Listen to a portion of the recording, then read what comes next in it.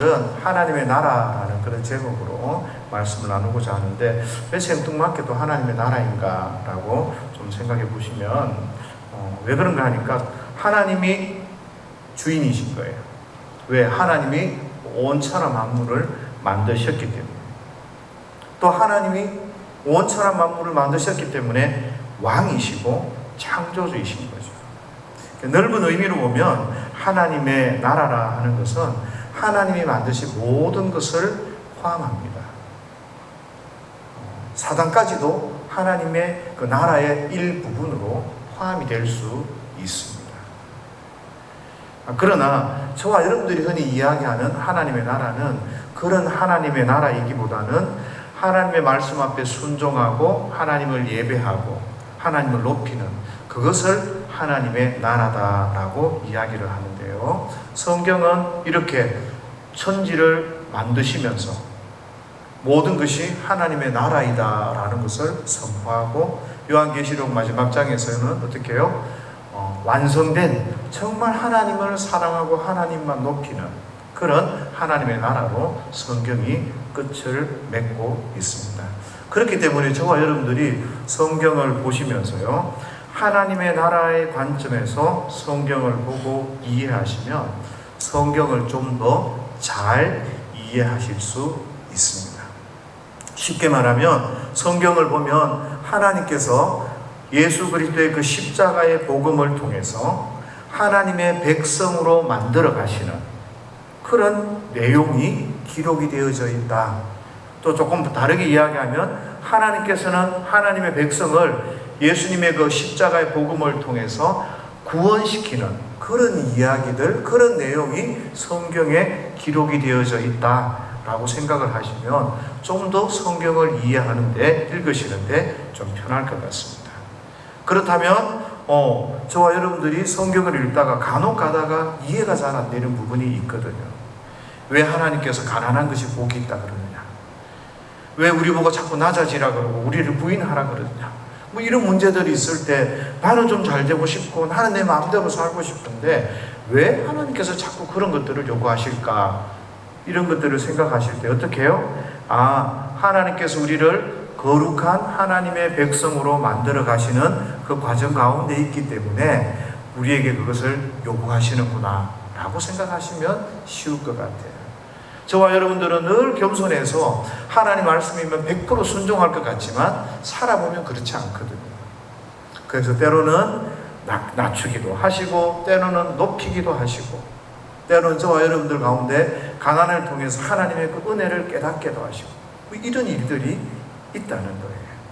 그래서 저와 여러분들이 이 땅을 살아가면서 돈이나 명예나 건강이나 사업이나 그죠? 우리의 꿈, 심지어는 우리가 하는 일, 거룩한 하나님의 교회의 일, 사역, 이런 모든 일들이 하나님께서 하나님의 백성으로 만들어 가시고 우리를 거룩하게 하시는 그런 큰 하나님의 나라의 관점이라는 그런 큰 흐름 가운데 있기 때문에 우리가 이런 부분들을 다룰 때도 지혜롭게 잘 생각해서 신앙생활을 하시면 좋을 것 같아요.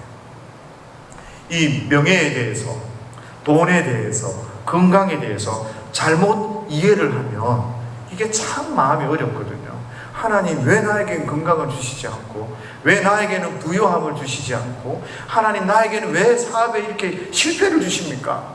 이렇게 하면 한없이 하나님이 하시는 일들이 어렵단 말이에요. 그러나 하나님 나라의 관점에서 우리를 든든히 세워가는 그런 큰 계획 가운데서 보면 우리의 인생사를 해석하기가 굉장히 쉽습니다. 하나님의 일을 하나님의 관점에서 이해를 하고 생각을 해야 되지, 이 땅의 관심, 땅의 기준을 가지고 자꾸 하나님이 하시는 일들을 보면 우리가 못마땅하고 섭섭하고 좀 불안하고 왜 나는 이럴까라는 생각들을 하게 됩니다. 그래서 저와 여러분들이 조금 성경을 보실 때 하나님의 나라의 관점에서 혹은 하나님의 관점에서 좀 볼 수 있으면 좋겠습니다. 그래서 성경 전체를 하나님의 나라의 관점에서 조금 간단하게 간략하게 바라보면서 우리가 어떻게 하나님 앞에 살아가야 될 것인가 고민을 좀 하시면 좋을 것 같습니다. 가장 처음 우리가 하나님의 나라를 생각하게 되면 에덴 동산을 생각할 수 있습니다. 천지를 창조하시고 난 뒤에 에덴을 통해서 하나님이 우리에게 하나님의 나라를 설명을 하시는데요. 거기에는 뭡니까? 하나님과 깊은 교제가 있었어요.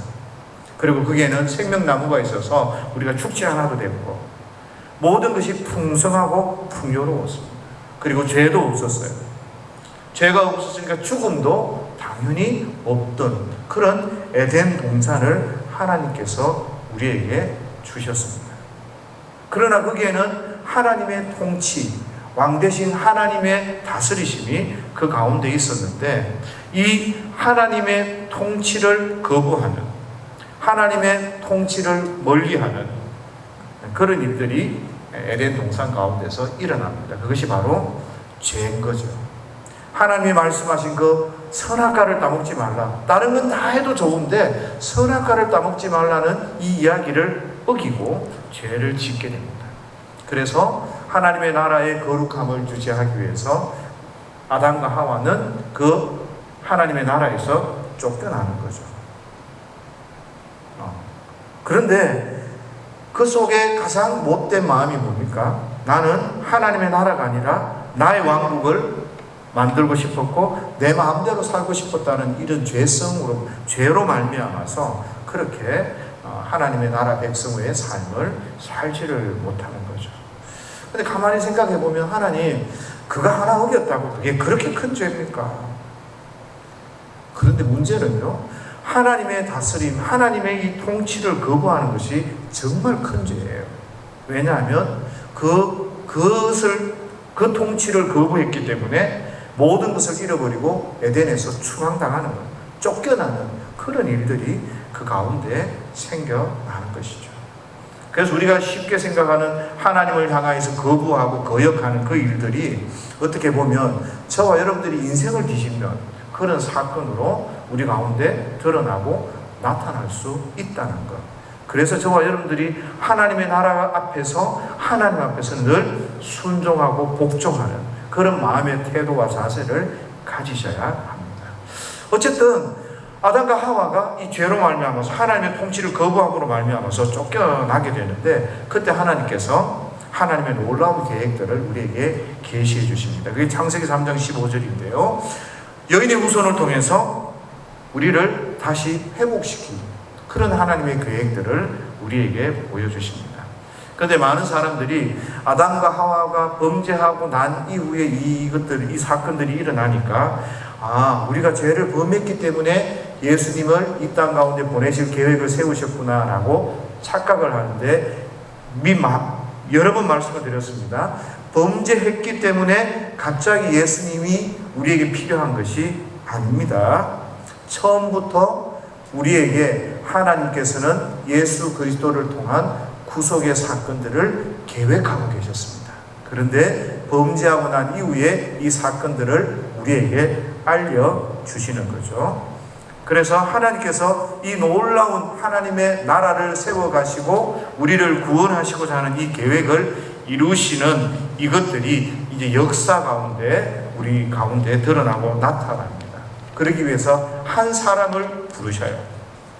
그분이 바로 아브라함입니다. 아브라함과 언약을 맺으시며 내가 너에게 땅도 주고 자손도 주겠다, 복을 주겠다, 그렇게 말씀하셔요. 그리고 심지어는 자식이 아직도 나지도 않았는데 너희 자녀들이 태어나면 400년간 종살이할 것이다, 이런 것들까지 하나님께서 아브라함에게 말씀해 주십니다. 그리고 하나님의 말씀대로 이 아브라함의 자손들이 이제 애굽에 가서 종살이를 하게 되는 거죠. 그런데 놀라운 것은 종살이를 하러 들어갔는데 그들이 출애굽을 할 때는 한 나라가 되어지고 한 국가가 되어져서 그렇게 출애굽을 하게 됩니다. 그러면서 하나님께서 자기의 백성들이 어떻게 만들어지고 세워지는지를 성경을 통해 우리에게 보여주세요. 그리고 출애굽을 하면서 하나님께서 이 백성들과 언약을 맺으시면서 나는 너희의 하나님이 된다, 너는 내 백성이 된다 라고 이야기하는 거죠. 결국 이 말은 무슨 말인가 하면 이 이스라엘이 하나님의 나라로서 그렇게 선택을 받은 거죠. 그런데 이 선택이 사람들은 완벽한 선택이라고 착각을 하는 거예요. 그리고 육신적인 그런 선택이라고 착각을 하는 거죠. 하나님께서 이 역사 가운데 자기 하나님의 나라를 보이시면서 부분적으로 그리고 그림자적으로 그리고 하나님이 약속을 하시면서 일부분적으로 예표적으로 어떤 그런 것들로 보여주시는 것이지, 실제적으로 이스라엘 민족 그 백성이면 모두가 하나님의 선택된 백성이다, 이것을 설명하시는 것은 결코 아닙니다. 그런데 사람들은 이제 착각을 하게 되는 것을 보게 돼요. 왜 그런가 하면 하나님이 너는 이제 내 나라의 백성이다 라고 말씀하시면 이 이스라엘 백성들이 어떻게 해야 되죠? 하나님의 다스림과 하나님의 통치를 받아야 진짜 하나님 나라 백성이 되어지는데, 우리는 성경을 읽으면서 이스라엘 백성이 그런 국가인 줄 알았는데 가만히 성경을 계속해서 보니까 이스라엘 백성은 그렇지가 않아요. 아담과 하와처럼요, 하나님의 통치를 받는 것을 거절하는 게 이스라엘 백성입니다. 그래서 사무엘서에 보면 뭐라고 되어 있습니까? 우리 하나님 나라의 그 백성으로 살아가는 거 맞는데 인간 왕을 주십시오. 하나님이 우리의 왕이 되어져서 우리를 다스리는 거, 그것보다 다른 나라에도 다 왕이 있는데 우리에게 왕을 주십시오 라고 이야기를 하는 거예요. 그러니까 하나님께서 뭐라고 이야기하십니까? 섭섭해하는 사무엘을 향해서, 사무엘아, 이 이스라엘 백성이 너를 버린 게 아니다, 나를 버린 거다 이야기합니다. 이 이스라엘 백성들은 목이 곱고 이 이스라엘 백성들은 완악해서 오늘 나의 통치를 버리는 것이지 너를 버리는 게 아니다 라고 말씀을 하십니다. 결국 이스라엘 백성들은 하나님의 백성이라고, 하나님 나라에 속한 백성이라고 생각하고 착각하지만 하나님의 통치를 받지 않아요. 결국 무슨 이야기예요? 이 혈통적인 이스라엘은 결코 하나님의 선택된 민족이 아니라 오히려 하나님이 아브라함과 모든 그 선지자들을 통해서 계속해서 말씀하시는 것이 온 열방을 향한 하나님의 계획, 온 민족, 온 세상을 향한 하나님의 뜻이 드러나고 나타나는 거예요. 그런 가운데 하나님께서 이제 사울을 세우시는 거죠. 그러니 이 부분적으로 나타나는 이런 하나님의 계획, 하나님의 약속, 또 그 예표, 이런 것들이 구약 성경에서 우리에게 나타납니다. 그러는 가운데 이제 하나님께서 다윗 왕조를 세우십니다. 다윗을 세우시는데 하나님께서 다윗을 향해서 그런 약속을 하죠. 너희 이 왕위가 영원할 거다. 영원할 거다. 그러면서 하나님께서 다윗을 축복하셔요. 그래서 많은 사람들이 다윗처럼 하나님 앞에 그 예배를 드리고 하나님 다윗처럼 살아가면 자기의 삶이 영원히 그렇게 복을 받을 것이다 라고 생각하지만, 하나님께서는 다른 말씀을 이 다윗을 통해서 하고 계시는 것을 보게 됩니다. 여러분들 곰곰이 한번 생각을 해보십시오. 구약 성경에서 이스라엘 백성이라는 이스라엘 나라를 통해서 하나님의 나라를 저와 여러분들에게 보이시는데, 그건 그림자이고 그건 약속이 있고 부분적으로 보여주시는 것을 깨달을 수 있는 게, 아브라함을 통해서 하나님께서 땅을 주시겠다고 했는데 아브라함은 정작 자기가 소유한 땅은 자기 아내를 묻을 때 산 그 막벨라 굴 그거 외에는 땅이 없어요. 늘 그냥 유리하면서 나그네처럼 살아갑니다. 그리고 히브리서에서 뭐라 그러죠? 왜 이 땅을 주시겠다고 약속을 하셨는데 땅을 안 주십니까? 고민하고 신앙이 깊어지는 결과, 하나님께서 나에게 땅을 주시겠다고 약속하신 것은 이 땅이 아니라 저 하늘의 땅이구나 라는 것을 깨달았다고 이야기합니다. 이스라엘 백성도 마찬가지예요. 하나님의 백성으로 삼았고 우리는 하나님의 백성이 되었습니다. 하나님 말씀을 따르겠습니다 약속했지만 자꾸 다른 행동을 하고 하나님을 거역하고 하나님을 순종하지 않는 그런 엉뚱한 백성, 이방 백성처럼 살아가는 거예요. 다윗도 마찬가지잖아요.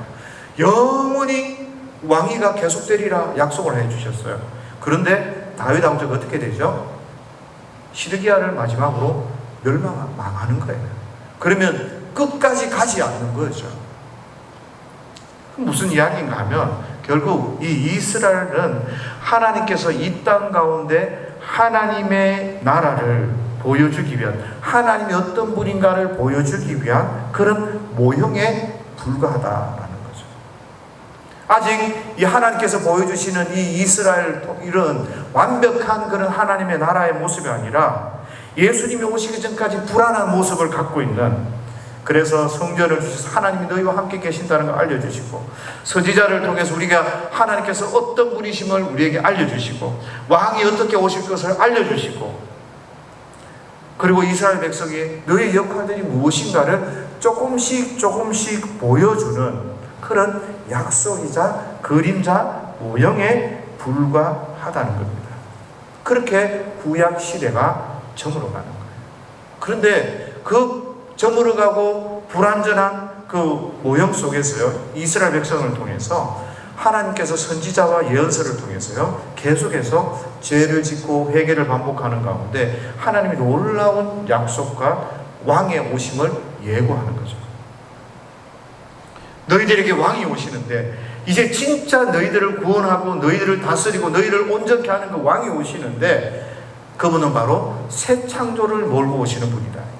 새 창조를 몰고 오신다는 것은 무슨 이야기인가 하면, 저와 여러분들을 정말 하나님의 온전한 백성으로 만들고 세우시는 그런 위대한 왕, 너희를 죄로부터 구원하고 억압과 모든 것으로부터 구원하는 위대한 왕으로 새로운 왕이 오실 것이다 라는 것을 약속하는 겁니다. 창세기에서 보면 누군가요? 여인의 후손이고요, 신명기에서 보면 모세가 이야기했던 것처럼 나와 같은 선지자 하나가 일어날 것이다 라고 하는 그런 분인 거죠.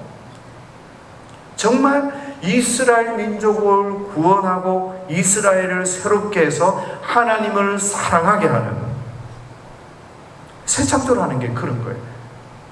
우리의 모든 것이 새롭게 되어져서 하나님을 사랑하고 아담이 실패했던 것처럼 실패하지 않는, 정말 하나님의 손에 붙들려서 하나님을 높이는 그런 사람으로 만들어내시는 그런 위대한 왕이 오시겠다는 거죠.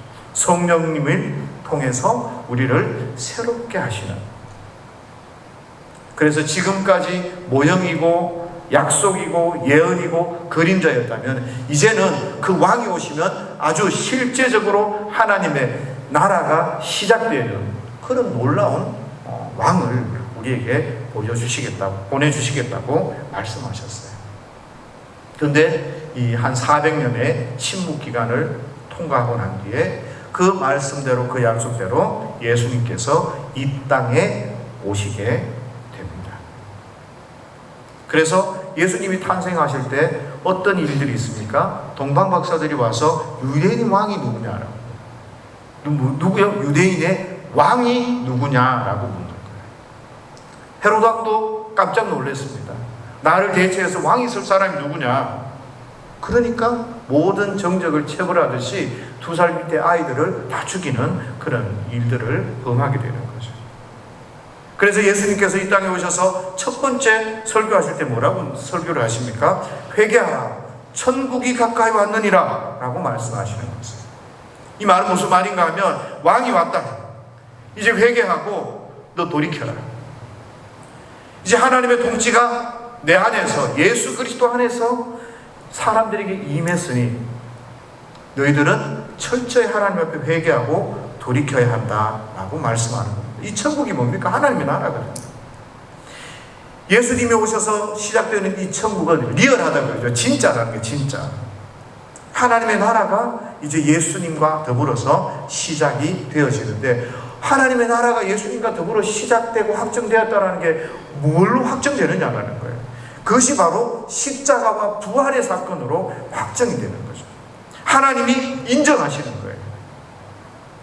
예수님이 십자가에 달려 돌아가셨을 때 죽음으로 끝이 났다면 그건 한 청년의 죽음에 불과할 거예요. 그러나 하나님께서 예수 그리스도를 다시 살리셨다는 거예요. 누가? 하나님이 살리신 거예요. 하나님이 인정하신 거죠.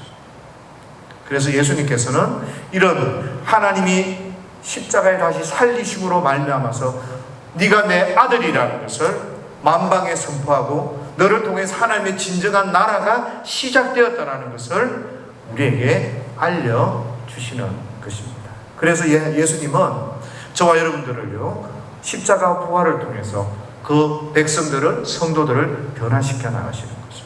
그래서 하나님을 참되게 예배하고 하나님의 통치를 받고 하나님의 나라를 이루게 하시는 그런 진정한 성경에서 약속한 왕으로 저와 여러분들에게 오신 것이죠.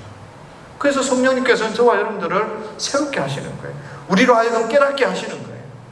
하나님 우리 왕이시니까 그 하나님께 순종하고 복종하며 그렇게 살아야 가야 되겠다라는 것을 우리로 하여금 깨닫게 하시는 그 일들을 하시는 거죠.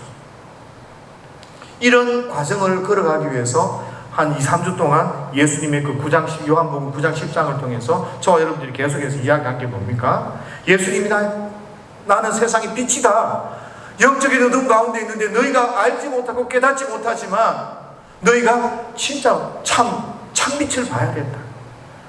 나는 양의 문이다.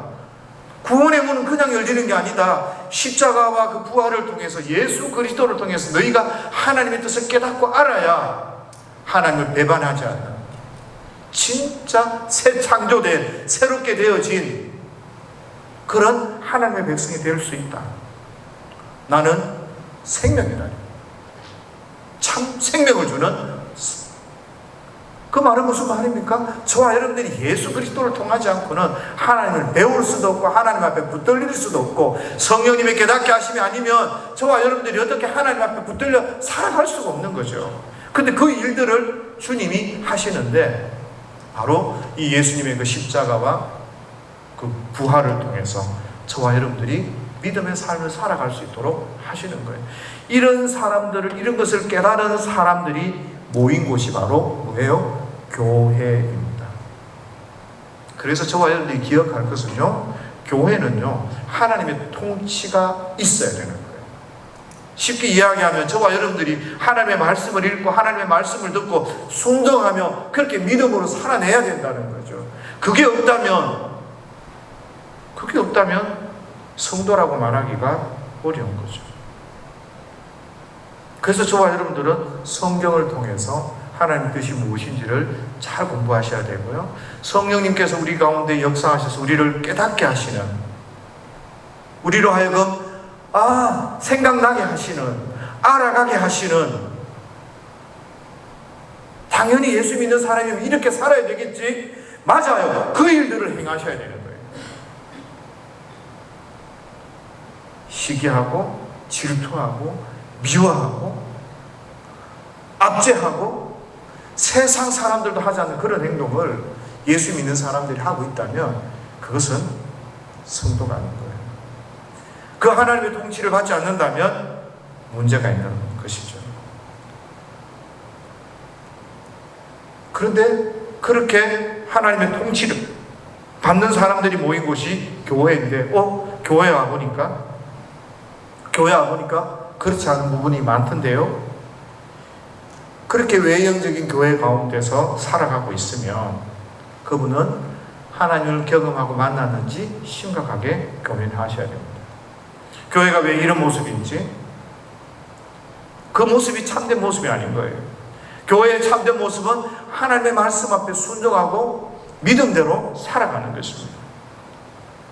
근데 잘못된 그런 교회 모습들 가운데 취해서 외형적인 그런 신앙생활, 종교생활을 하고 있다면 그것은 구원과는 먼, 하나님과는 먼 그런 신앙생활임을 깨달으시기를 바랍니다. 그래서 성도는 하나님의 말씀과 성령님의 그 감동, 성령님 하나님 앞에서 그렇게 믿음으로 저와 여러분들이 살아내셔야 하는 겁니다.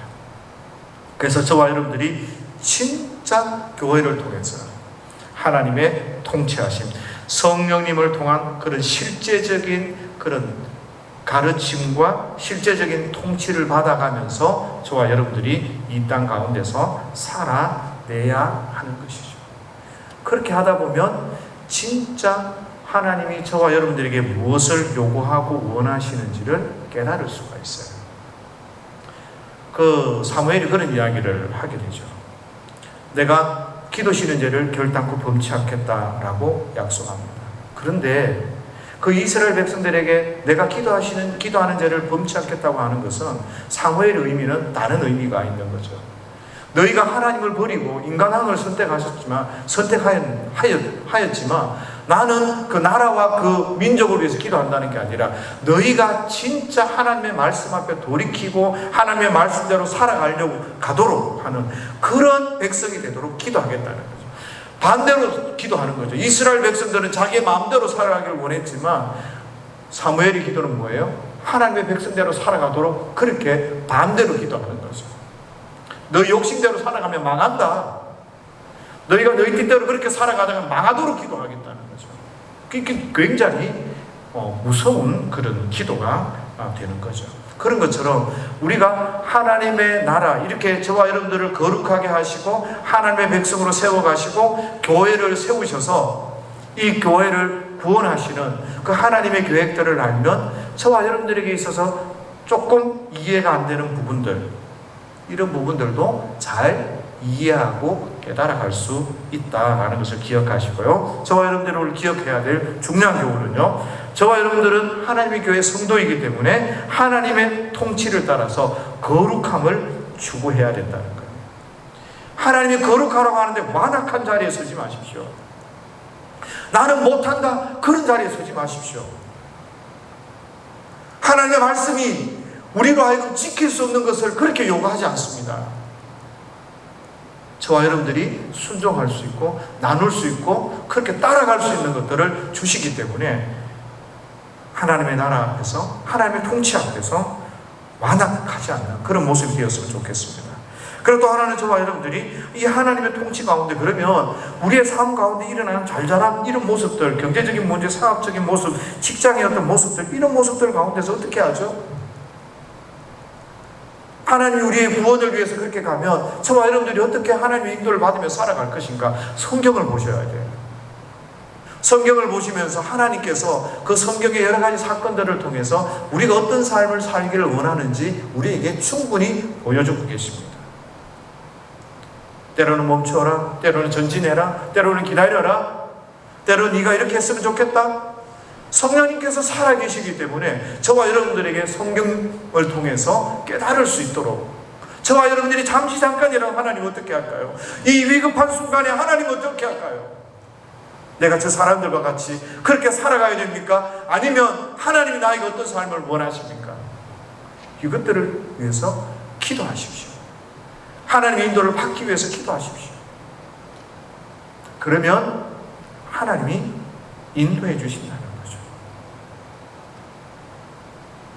그래서 오히려 그 성령님의 그 영감과 성령님의 인도하시면 오히려 더 풍성하게 저와 여러분들의 삶 가운데서 우리의 건강을 지키거나, 또 때로는 저와 여러분들이 어떤 길을 걸어가야 할지 하나님께서 알려주신다는 것, 깨닫게 해주신다는 것, 그런 것들을 기억하시면서 저와 여러분들이 한 주간을 살아가면서도 거룩함을 추구하고 하나님의 인도와 하나님의 말씀 앞에 그렇게 순종하는 삶이 되기 위해서 노력할 수 있는 저와 여러분들이 되시기를 예수님의 이름으로 축복합니다.